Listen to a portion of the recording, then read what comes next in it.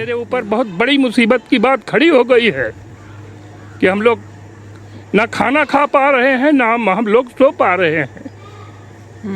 अब आज तो हमारी परिवार और हमारा खेत बाड़ी बाप दादा का बनाया हुआ बुजुर्गों का सारा जा रहा है। सोच लीजिए कि मेरे ऊपर क्या बीत रही है। साहब हमरा सबके जितना घर का मुआवजा मिलत बा या जमीन के मिलत बा, ना हमरा सबका जमीनिए मिले उतने में, और ना घर बनवाओ जमीनिए मिले, ना घर के ना खेतवे के। और हमारा सब अयोध्या छोड़ के अंतर नहीं जावा चाहिए।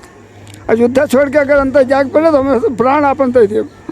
अच्छा चाचा ये बताइए जी कहते हैं कि मैं चप्पल वालों को भी हवाई जहाज पे बैठाऊंगा। यही हम लोगों को हवाई जहाज पे बैठा के और पाकिस्तान भेजना चाहते हैं। माननीय श्री योगी जी से मिले थे, उन्होंने कहा हम धर्मपुर के लिए कुछ स्पेशल करेंगे, जिनमें हम 5 लोग गए थे।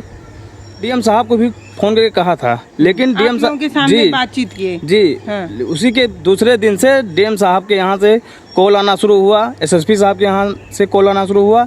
लोगों को 15-15 दिन मोबाइल बंद करना पड़ा। अच्छा, इतनी प्रताड़ना होने लगी कि क्या बोलते थे फोन करके? वो कहते थे आइए यहाँ आप आइए, कोतवाली में आइए है। वो सब काफी जोर मारे है। अरे डीएम साहब तो आए रहे, बरोरी कलम पकड़ के लिखावत रहे है। अच्छा, लेकिन जबरदस्ती लेकिन हम लोग लिखे सबका बसावा जात बा अयोध्या में, हमारा सबका उजारा जात बा, हमारा सब तो अयोध्या का खुआब रखी थी। हमारा सबका मतलब सब चीज छोड़ के हमारा सब कहाँ चला जाये, कहूँ पता ही नहीं। दोस्तों, बुजुर्गों, नौजवान साथियों, अस्सलाम वालेकुम व रहमतुल्लाह। साथियों, आज हम बात करेंगे अयोध्या के अंदर बीजेपी क्यों हारी और हारने की सबसे बड़ी वजह नजर आई। साथियों, जहां अयोध्या के अंदर गढ़ माना जा रहा था बीजेपी का, वहां के लोगों ने बता दिया कि हमारे साथ क्या सलूक किया जा रहा है, और एक काफी इमोशनल कहानी भी है। साथियों, वहां के लोग रोने लगे और किस तरह से अपनी फरियादें करने लगे। उनके साथ जो सलूक किया जा रहा है इस बीजेपी के वजह से, उनको जो तकलीफें हो रही हैं उनके बारे में उन लोगों ने बताया है कि हमारे साथ क्या सलूक किया जा रहा है, क्या गलत किया है। तो साथियों, आज की वीडियो बहुत ही प्यारी होने वाली है। इस वीडियो को बिल्कुल भी स्किप ना करें, लाजमी लास्ट तक जरूर देखें ताकि आपको भी पता चल जाए अयोध्या में हारने की सबसे बड़ी वजह नजर आई। तो साथियों, जिस तरह का वहाँ का लोगों का रिएक्शन है बीजेपी की सरकार को लेकर, साथियों इतना खुश नहीं है वो मंदिर को लेकर जितना दुख है वो अपने आप को लेकर। जो सरकार उन पर जुल्म कर रही है, अयोध्या से उनको निकाला जा रहा है और उनकी जमीन की कीमत पूरी नहीं दी जा रही है, तो वो बताते हैं। आइए देखते हैं वीडियो के अंदर क्या उनके साथ जुल्म किया जा रहा है। कहूँ पता ही नहीं ना कहाँ चली जाए। नमस्कार दोस्तों, मैं हूं पल्लवी राय और आप देख रहे हैं भारत एक नई सोच। अयोध्या आए हुए थे और जब हम इधर आ रहे थे तो कुछ लोग हमें दिखे जो अपनी परेशानी हमें बताने लगे, तो हमने सोचा ये परेशानी सच में वाजिब है और आप लोगों तक पहुंचनी चाहिए। दोस्तों, आज जहां हम खड़े हैं और ये जो घर देख रहे हैं, ना ये कोई गांव है, ना ये कोई ज़िला है, ना कस्बा है, ये एक रनवे है। और यहाँ पर अब अयोध्या में एक एयरपोर्ट बनने वाला है और जहाँ हम खड़े हैं यहाँ से अब ये आशियाने ख़त्म हो जाएंगे। यहाँ पर अब अयोध्या का विकास लिखा जाएगा और इतिहास की एक कहानी लिखने के लिए इन घरों को बर्बाद किया जाएगा। और ये जो आप पीछे खेत देख रहे हैं, ये खेत भी नहीं बचेगा। कहते हैं कि खेत किसानों का हथियार होता है जिससे वो अपने परिवार के कमान को संभाल कर रखते हैं, और एक बहुत मजबूत कड़ी जो बोलते हैं वो किसानों के लिए खेत होता है। इन खेतों को औने पौने दामों पर लिया जा रहा है, इन घरों को बर्बाद किया जा रहा है और मुआवजे की जो रकम दी जा रही है वो बहुत कम है।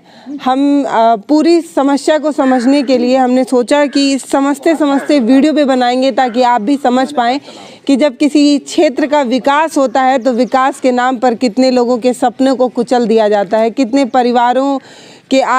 परिवार के जो आशियाने होते हैं उनको कैसे तोड़ा जाता है और ये कहा जाता है कि विकास हो रहा है। तो आज हम खड़े हैं अयोध्या में और अयोध्या के विकास में देखिए कितने लोगों की ज़िंदगी जो है यहाँ पर तहस नहस करने की कोशिश हो रही है, और आगे इन लोगों की क्या समस्याएं हैं वो आप लोगों को मैं समझाने की कोशिश करूँगी। तो आपका सबसे पहले बहुत बहुत स्वागत है जी। और मेरे दर्शक भी समझना चाहते हैं और मैं भी ये समझना चाहूँगी कि ये तो आप लोगों के लिए बहुत अच्छी बात है कि अयोध्या का विकास हो रहा है। यहाँ पर जब प्लेनें चलेंगी तो आप भी गर्व से कह पाएंगे कि अयोध्या में एयरपोर्ट है। तो फिर क्या दिक्कत है, बताइए। अब दिक्कत हमें यही है कि हम लोग हिंदू हैं, हम लोग अयोध्या में रहते हैं और हमारे यहाँ श्री राम एयरपोर्ट बनने जा रहा है।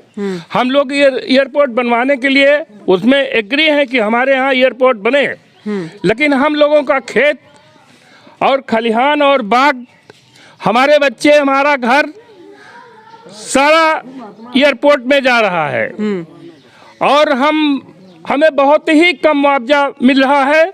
उस मुआवजे में हमें कुछ नहीं मिलेगा। हमारे यहाँ 20-25 लाख रुपए बिस्से की ज़मीन है और हमें 8 लाख रुपए बिगहे की ज़मीन दी जा रही है।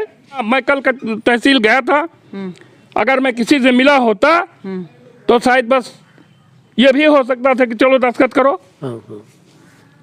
ये सब एक तरफ से नहीं, अगर कोई कर्जा है तो उसकी आरसी कट रही है, अगर वो नहीं जमा कर पाएगा तो उससे जबरदस्ती सहमति ली जाएगी। देखिए ये हैं, अब ये कृषक हैं, ये कमा करके पैसा जमा करेंगे धीरे धीरे, लेकिन अब इनके ऊपर शासन चढ़ा हुआ है। केसीसी का लोन लिए हुए, केसीसी का लोन लिए हुए हैं। अब आरसी कट गई है। हाँ, आरसी कट के बाद बार बार धमकावा थे कि बंद कर दिया, पैसा जमा करो। ये पेड़ है और ये सरसों का खेत है, ये सब हम लोगों का जा रहा है। अब बताइए हम लोग कैसे जिएंगे? हमारे समझ में नहीं आता कि हम लोगों को क्या सरकार हम लोगों के साथ करेगी, अच्छा करेगी या बुरा करेगी, और हम लोगों को कहाँ बसाएगी और हम लोग कैसे रहेंगे। मेन रोजगार का जरिया आप लोग, और हम लोगों को कुछ नहीं, केवल खेती है, व्यवसाय हमारी खेती है और खेती से कोई आदमी जो है वो ठीक से खा जी नहीं सकता। इसमें बाकी आय जो दूनी हो रही है, आज हम लोगों की सरकार आय दूनी करने जा रही है। यही दूनी कर रही है कि तुम्हारी सारी खेती बाड़ी हाथ पैर काट लेंगे और तुम्हारी आय दूनी हो जाएगी। अब आप बताइए कि हम लोग कैसे अपना जीवन निर्वाह करें। हम लोगों को बहुत बड़ा कष्ट रहता है और मुझे आँख से भी कम दिखाई देता है, लेकिन अब क्या करें, ये इसी अफसोस में हम लोग बेकार हो जा रहे हैं।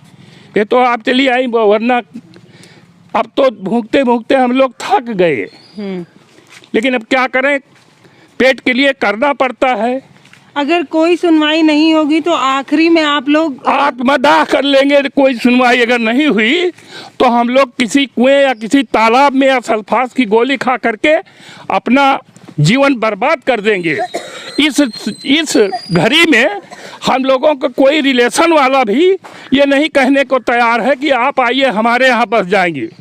और क्या बताएं, हम तो जिस रास्ते पर हम चल रहे हैं, ये एक गांव था, अब ये कह सकते हैं ये रनबे हो गया है, यही रनबे है।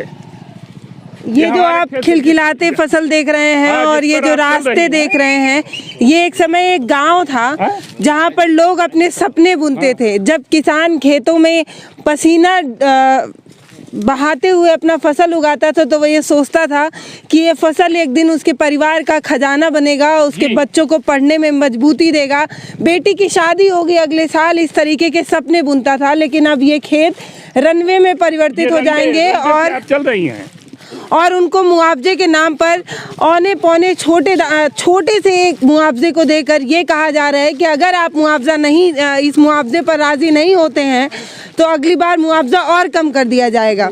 और भैया ने एक बात कही, एक मैडम साहिबा थी, नाम नहीं लेना चाहती, उन्होंने आके ये कहा कि अगर आप ज़मीन अभी लेंगे तो महंगे हैं, अगर इन फ्यूचर आप भविष्य में ज़मीन लेंगे तो सस्ते हो जाएंगे। मोहतरमा की बात सोचकर आप भी हंस रहे होंगे मुझे लगता है, क्योंकि ज़मीन के दाम दिन प्रतिदिन बढ़ रहे हैं और इन लोगों ने जो अपनी पुरखों की ज़मीन थी जो इन्हें मिली हुई थी, आज सरकार इस पर रनवे बनाकर अयोध्या का विकास कर रही है, उसी अयोध्या में सोचिए एक समय भगवान श्री राम आए हुए थे, उन्होंने अपनी प्रजा को हर संभव खुशी देने की कोशिश की थी। उसी राम राज में हमारे देश के यशस्वी मुख्यमंत्री योगी आदित्यनाथ जी जो कहते हैं कि अयोध्या अब फिर से राम राज में परिवर्तित होगी, क्या ये राम राज में ये ऐसे ही लोग अपने आंसुओं को बहाते हुए आखिर आत्मदाह करने पर क्यों मजबूर हो रहे हैं? सवाल मेरा यही है, क्या इन लोगों के आंसू आपको नहीं नजर आते हैं?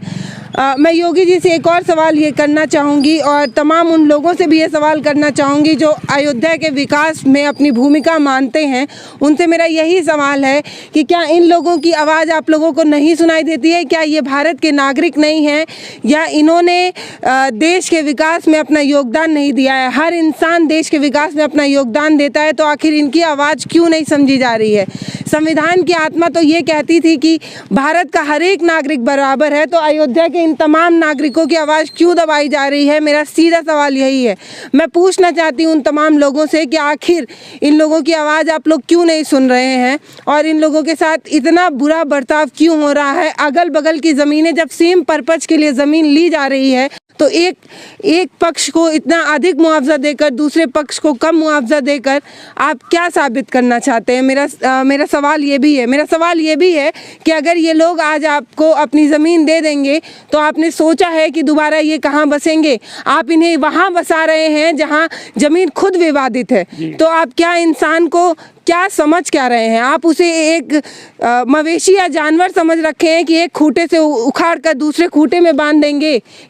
आप इंसान तो नहीं समझ रहे हैं। मुझे सीधा सवाल मेरा यही है, अगर आप इंसान समझ रहे हैं तो आपकी नैतिक जिम्मेदारी, आप सूबे के मुख्यमंत्री हैं और ये आप ही की प्रजा है जो आज हमारे साथ है और ये कह रही है कि मेरी आवाज़ वहाँ तक पहुँचाई जाए।